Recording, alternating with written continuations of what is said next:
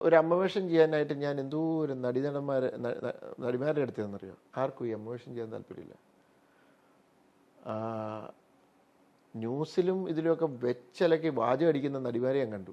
ഹീറോയുടെ പുറകിൽ നിഴലായിട്ട് നിൽക്കാൻ താല്പര്യമില്ല എന്ന് പറഞ്ഞൊരു നായിക, ഒരു പഴയ നായിക, ഭയങ്കര ഡയലോഗ്. അത് കേട്ട് ഓടി അവിടെ ചെന്ന് കഴിഞ്ഞപ്പോൾ ഒരു അമ്മവേഷം ചെയ്യല്ലോ ചുമ്മാ. അപ്പം എനിക്ക് തോന്നി ഇതെന്തോ ഈ പറയുന്നത്. ആ സമയം അവസാനം ഞാൻ ഉർവശി ചേച്ചിനെ കാണാൻ ചെന്നു. ഞാൻ വന്ന ഉർവശി ചേച്ചി, കാരണം അതിനകത്തൊരു കോൺസെപ്റ്റ് ഉണ്ടായിരുന്നു. അമ്മയും മോളും പോലെ നിങ്ങൾ ചേച്ചി അനിയത്തി പോലെ ഇരിക്കുന്നു എന്ന് പറഞ്ഞ സാധനോടെ എനിക്ക് കൊണ്ടുവരുന്നുണ്ടായിരുന്നു. പക്ഷേ ഞാൻ ചെന്നപ്പോൾ കറക്റ്റ് ഉർവശി ചേച്ചി മെലിഞ്ഞു. ഞാൻ ചേച്ചി എന്നാ പറ്റി? അതേ മോനെ എനിക്ക് എന്തൊരു പനി വന്നു, അത് കാരണം ഭയങ്കരമായിട്ട് മെലിഞ്ഞു. ഞാൻ പിന്നെ ഇത് കൂട്ടല്ലേ എന്ന് പറഞ്ഞു. അങ്ങനെ അപ്പം ഒരു ദൈവത്തിൻ്റെ ഒരു അനുഗ്രഹം പോലെ എനിക്ക് തോന്നി. മുകേഷ് ചേട്ടൻ നേരത്തെ ഫിക്സ് ചെയ്തിരുന്നു. ഇങ്ങനത്തെ ഒരു കാസ്റ്റ് തന്നെ നമ്മളതൊന്നും ഉദ്ദേശിച്ചത്. അപ്പോൾ അതുകൊണ്ട് അതെല്ലാം ഒരു ദൈവാനുഗ്രഹം പോലെ സംഭവിച്ചു വന്നത്. ആദിയിലേക്ക് പ്രണവിനെ ഇൻട്രൊഡ്യൂസ് ചെയ്യുമ്പോൾ അതൊരു പ്രേക്ഷകർ ഒരു സൈഡ് ഉറ്റു നോക്കുന്നു, ഇൻഡസ്ട്രി അതേപോലെ തന്നെ പുതിയൊരാള്, ഓഫ് കോഴ്സ് ലാൽ സാറിന്റെ മകൻ എന്നുള്ളൊരു ഇതുകൊണ്ട്. ആ സമയത്ത് പ്രണവിനെ ഇൻട്രൊഡ്യൂസ് ചെയ്യുക, അതിൽ പാക്കറൊക്കെ ഉൾപ്പെടുത്തുന്നുണ്ടല്ലോ, അതൊക്കെ ആ ഒരു സ്ക്രിപ്റ്റിന്റെ ഭാഗമായിട്ടായിരുന്നു, അല്ലെങ്കിൽ ഒരു പ്രണവിനെ ഇൻട്രൊഡ്യൂസ് ചെയ്യുന്നതിന്റെ പുള്ളിക്ക് ചെയ്യാൻ പറ്റുന്ന ഒരു കാര്യം എന്നുള്ള രീതിയിലായിരുന്നു? അല്ലല്ല, ഇത് ശരിക്കും വർഷങ്ങൾക്ക് മുമ്പ്, ഞാനൊക്കെ സിനിമ വരുന്നതിന് മുമ്പ് തന്നെ ഇങ്ങനെ കുറേ കഥകൾ, ഇതിൻ്റെ തോട്ടൊക്കെ എനിക്ക് പറഞ്ഞത് ഇതിൻ്റെ തൊട്ട് ഞാൻ സിനിമ വന്നു കഴിഞ്ഞിട്ടുള്ളതാണ്. ഈ പാർക്ക് ഈ പ്രണവിൻ്റെ ഞാൻ പണ്ട് സിനിമയിലേക്ക് വരാൻ ആഗ്രഹിച്ചിരിക്കുന്ന സമയത്ത് എൻ്റെ മനസ്സിലുണ്ടായിരുന്ന ഒരു ആശയമായിരുന്നു അത് ബാംഗ്ലൂർ പോലെയുള്ള ഒരു സ്ഥലത്ത് ഒരാൾ ചെന്ന് ഇറങ്ങുന്നൊരു പയ്യൻ, വേറൊരു ആവശ്യത്തിന് എന്തെങ്കിലും പർപ്പസിന്. ഇവനൊരു ക്രോസ് കൺട്രി റേസറാണ്, നാട്ടിൻപുറത്തു നിന്നുള്ള ഭയങ്കര ഒരു 10-20 കിലോമീറ്ററൊക്കെ നല്ല സ്പീഡിൽ ഓടും ക്രോസ് കൺട്രി റേസറാണ്. ഇവനവിടെ പോയി ഒരു ചെറിയ പ്രശ്നത്തിൽ ചെന്ന് പെടുന്നു. അപ്പോൾ അവിടുത്തെ ചിലപ്പോൾ ഒരു വലിയ ഗ്യാങ്ങോ അന്നത്തെ തോട്ടം പറഞ്ഞ് അയാൾക്ക് ഇവനെ ജീവനോടെ കിട്ടണം. പക്ഷേ ഇവൻ ഓടാൻ തുടങ്ങിയ ഇവനെ ഒത്താൻ ഈ ഗുണ്ടകൾക്കൊട്ട് പറ്റത്തുമില്ല. ഓട്ടമാണ് അതിൻ്റേത്. അപ്പോൾ ഞാനോട് ഇത് എങ്ങനെ ഷൂട്ട് ചെയ്യും ബാംഗ്ലൂർ സിറ്റിക്കകത്തൂടെ എന്നൊക്കെ പറഞ്ഞിങ്ങനെ മനസ്സിൽ ഇങ്ങനെയൊക്കെ ആലോചിച്ചിങ്ങനെ ചുമ്മാ ഒരു തോട്ടായിട്ട് ഇട്ടിരുന്നു. അത് കഴിഞ്ഞ് എത്രയോ വർഷങ്ങൾക്ക് ശേഷമാണ് ഈ പാർക്കോർ എന്ന് പറയുന്ന പരിപാടി വരുന്നത്. അപ്പോൾ പ്രണവിന് ഈ പരിപാടിയൊക്കെ അറിയാമെന്നറിയാം. പ്രണവിന് ഇങ്ങനെ സിനിമ എന്തെങ്കിലും ആലോചിച്ച് കഴിഞ്ഞാൽ ഈ സാധനം എടുത്തടിച്ചാലോ, അത് ഞാൻ പാർക്കോറാക്കി മാറ്റിയത്. അല്ലെങ്കിൽ ബേസിക്കലി ഈ ഒരു ക്രോസ് കൺട്രി റേസർ എന്നൊരു റണ്ണറായിരുന്നു പുള്ളി, അത് ഞാൻ പാർക്കോറാക്കി മാറ്റിയെന്നുള്ളൂ. അപ്പം ഇങ്ങനെയുള്ള പല ഇതിലൂടെയാണ് പല സിനിമകളും സംഭവിക്കുന്നത്. അപ്പോൾ കറക്റ്റ് അവനത് ഫിറ്റാണ് ആ ക്യാരക്ടർ. ചലഞ്ച് തോന്നിയിട്ടുണ്ടായിരുന്നു ഇപ്പം മുന്നത്തെ സിനിമകൾ വെച്ച് നോക്കുമ്പോൾ? കുറച്ചുകൂടെ നമുക്ക് വിശാലമായ പ്ലോട്ട് കിട്ടുന്നു, ഇതല്ല, അങ്ങനെ എന്തെങ്കിലും ഒരു ടെക്നിക്കലി ചലഞ്ച് ഒന്നുമില്ല. ടെക്നിക്കലി ഒരു ഇതെന്നാന്ന് വെച്ചിട്ടുണ്ടെങ്കിൽ ഈ ഒരു മജോറിറ്റിയും ഒരു മുറിക്കകത്തായതുകൊണ്ടും ഇതൊരു ഇമോഷണൽ ഡ്രാമ ആയതുകൊണ്ടും ഇതിൻ്റെ ഇമോഷൻസ് മാക്സിമം ക്യാപ്ചർ ചെയ്തെടുക്കുക എന്നുള്ള ഒരിതുണ്ട്. യൂഷ്വലി അറിയാമല്ലോ, നമ്മളൊരു സിനിമ ചെയ്യുമ്പോൾ ഒരു വൈഡ് വെച്ചു, അത് കഴിഞ്ഞിട്ട് അതിൻ്റെ സജഷനോ അല്ലെങ്കിൽ ക്ലോസപ്പ് ഷോട്ടൊക്കെ വരുമ്പോൾ ഇങ്ങനെ കൈ വെച്ചിട്ട് അതിനെ റിയാക്ട് ചെയ്യാന്ന് പറയുന്നത്. അപ്പം ലാൽ സാർ തന്നെ പറയും, എത്ര വലിയ ആക്ടറാണെങ്കിലും നമ്മൾ ആ വൈഡിൽ കാണിച്ച റിയാക്ഷനൊന്നും അല്ലായിരിക്കും അടുത്തതിൽ വരുന്നത്. വൈഡിൽ അത് ലൈവായിട്ടൊരു ആക്ടർ പെർഫോം ചെയ്യുമ്പോൾ വരുന്ന ഒരു റിയാക്ഷനുണ്ട്. നല്ല ഒറിജിനൽ ആക്ടേഴ്സ് അവർ ഓട്ടോമാറ്റിക്കലി അവർ റിയാക്ട് ചെയ്യുവാണ് ആക്ച്വലി. അപ്പോൾ എനിക്ക് അത് ക്യാപ്ചർ ചെയ്യണമെന്നുണ്ടായിരുന്നു. അതുകൊണ്ട് ഞാൻ 4 ക്യാമറ യൂസ് ചെയ്തു. 4 ക്യാമറ യൂസ് ചെയ്ത്, കാരണം കോടതി ആയതുകൊണ്ട് മൂമെൻറ്റ്സിനൊക്കെ ഒരു പരിധിയുണ്ട്. ഒരു പരിധിക്കുള്ള ഒരു പ്രത്യേകിച്ചും അങ്ങനെ ഉണ്ട്.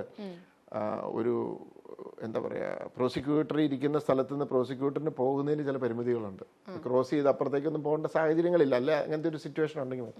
അപ്പോൾ എവിടം വരെ അങ്ങനെ മൂവി എന്ന് അറിയാം. പിന്നെ ബാക്കിയുള്ള ആർട്ടിസ്റ്റൊക്കെ എവിടെയായിരിക്കും, പബ്ലിക് ഇരിക്കുന്ന അവിടെ ഇതായിരിക്കും. അപ്പം ഞാൻ ഒരു 2 ക്യാമറ അവിടെ എന്താ പറയുക, ഈ പറഞ്ഞ ട്രയൽ അല്ലെങ്കിൽ ഈ പറഞ്ഞ ക്രോസ് ചെയ്യുന്നിടത്ത് വെക്കുമ്പോൾ ബാക്കി ഒരെണ്ണം പ്രോസിക്യൂട്ടറാണ് ചെയ്യുന്നതെങ്കിൽ ഒരെണ്ണം ഞാൻ ഡിഫൻസ് ലോയറിൻ്റെ അടുത്ത് വയ്ക്കും, ഒരെണ്ണം പബ്ലിക്കിൻ്റെ അവിടെ റിയാക്ഷൻസിന് വിടും. അങ്ങനെ അപ്പോൾ അവരിതൊരു ഡ്രാമ പോലെ ഒരു ലൈവായിട്ട് അവർ പെർഫോം ചെയ്യുമ്പോൾ അതിൻ്റെ ലൈവായിട്ട് അതിൻ്റെ റിയാക്ഷൻസ് ഞങ്ങൾ ക്യാപ്ചർ ചെയ്തുകൊണ്ടിരുന്നു. ഇപ്പോൾ സിദ്ദിഖേട്ടൻ വന്ന് ഡബ് ചെയ്ത് കഴിഞ്ഞപ്പോൾ സിദ്ദിഖേട്ടൻ പിന്നീട് പറഞ്ഞപ്പോഴാണ് ഞാൻ അറിയുന്നത് ഈ റിയാക്ഷൻ ഞാൻ എപ്പോഴായിട്ട് എന്ന് ചോദിച്ചു. കാരണം പുള്ളി പോലും അറിഞ്ഞില്ല ഇത് എപ്പോഴാണ് എടുത്തതെന്ന്. അപ്പം അങ്ങനെ ഒറിജിനൽ ഇമോഷൻ ക്യാപ്ചർ ചെയ്യാനായിട്ട് അതിനു വേണ്ടി. പക്ഷെ അത് പ്രോബ്ലം എന്താണെന്ന് വെച്ച് കഴിഞ്ഞാൽ 4 ക്യാമറമാൻ 4 പേർക്ക് 4 നിർദ്ദേശങ്ങളാണ്.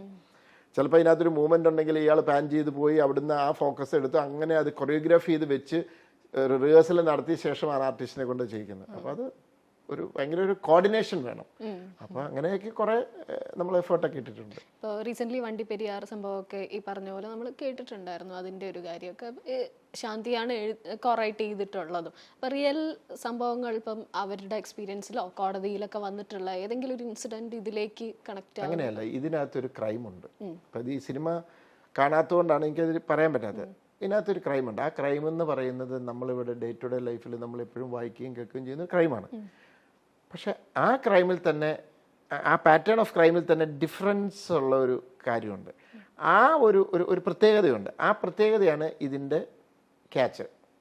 അതാണ് എന്നെ അറ്റ് ചെയ്തത്. അത് കിട്ടിക്കഴിഞ്ഞപ്പോൾ ഞാൻ ഇതിനെക്കുറിച്ച് അന്വേഷിച്ചു. അപ്പോൾ നോക്കിയപ്പോൾ ഇന്ത്യയിലും എബ്രോഡും ഒക്കെ നടന്നിട്ടുണ്ട്. പക്ഷെ ഓരോ സിറ്റുവേഷനിലും കേസ് തെളിയിക്കുന്ന ഓരോ രീതിയിലാണ്.